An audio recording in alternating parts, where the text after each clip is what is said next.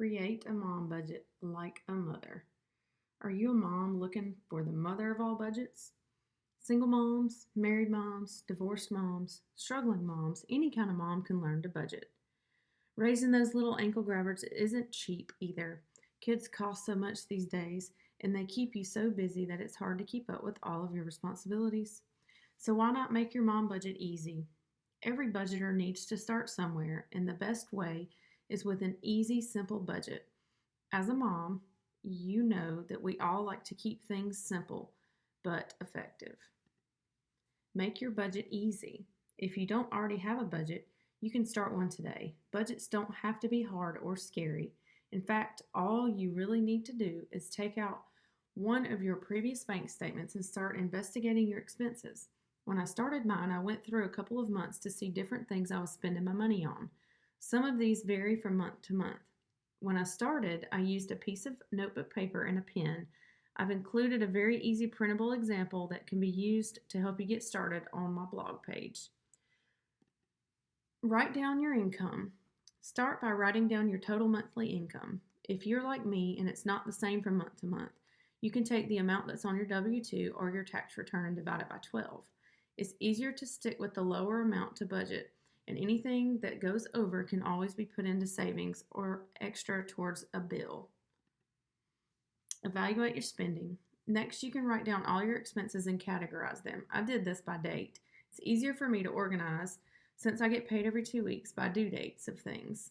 Since my house payment's due on the 1st, obviously that one is at the top of my list.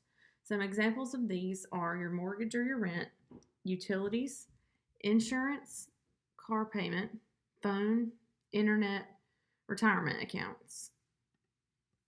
Once you have your recurring bills written down, go back through and find the things that you spend and make categories for these. Examples of these would be gas, groceries, lunch money, clothes, fun money, eating out money, savings, giving, and household items. You can make a category for anything. This is for you, so make it your own. Add up what you spend in these categories, including the bills, and set an allowed amount for the category. You can use the free printable that you found on my blog post to get you started, and this is an example of what it looks like. Zero-based budget method. In order to have a zero-based budget, you must add all of your expenses and subtract them from the income to make it equal zero. This method means that every single dollar is accounted for. On the worksheet, there are two columns. One is for the budgeted amount and the other is for the actual spent amount. This is so you can compare what you've budgeted to what you've actually spent and make adjustments accordingly. The total at the bottom is what you've actually spent. Compare your income to expenses. If you can't get your budget to equal zero, you may need to evaluate your expenses. This is your chance to find places to cut things or make lifestyle changes. Sometimes it's necessary to make tweaks and do without things in order to get to zero. An easy place for us to cut is with groceries. Believe it or not, I used to grocery shop blind, meaning I had no list or meal plan. This made me buy things that we did not need, and there was so much wasteful spending in this category. I made a plan to modify my grocery budget. This included me sitting down to meal plan. Meal planning is a total game changer for us. I made my grocery list based on the ingredients, and when I shopped, I didn't deviate from my list. Another tip that's really helped us in my house is the magnetic notepad. We put it on the fridge. When we run out of something, the kids or my husband and I write these things down.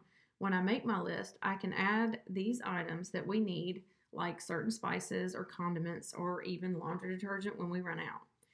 You have to keep certain staples in stock, and these are different from one family to the next.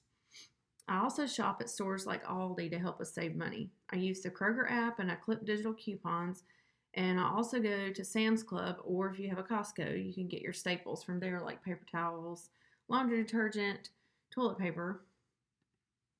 The best category you can have in any mom budget is savings. The reason for this is kids have so many unexpected expenses that are often not budgeted in. Having money set aside in these savings is a great way to keep from using credit cards unnecessarily. It's also a great thing to start if you've never saved before. You can start anytime. If you have a savings category, you can make sure that a certain amount gets put in each month. As moms, it's our job to teach our kids about money. What better way to teach them is to lead by example? Make it a priority to talk about wisely spending your money and saving your money. Don't overthink this whole budgeting thing. It really isn't that hard to do once you've separated your income from your expenses. You need to let yourself be flexible. There will be things that you don't expect that will mess up your progress, but instead of quitting, use whatever comes as a learning experience for the next month. You'll make mistakes, and that's okay. I've made enough mistakes in my life for all of us, but they have made me the person I am today, so I wouldn't change a thing. Be realistic in your budgeting efforts. You can follow me on Pinterest.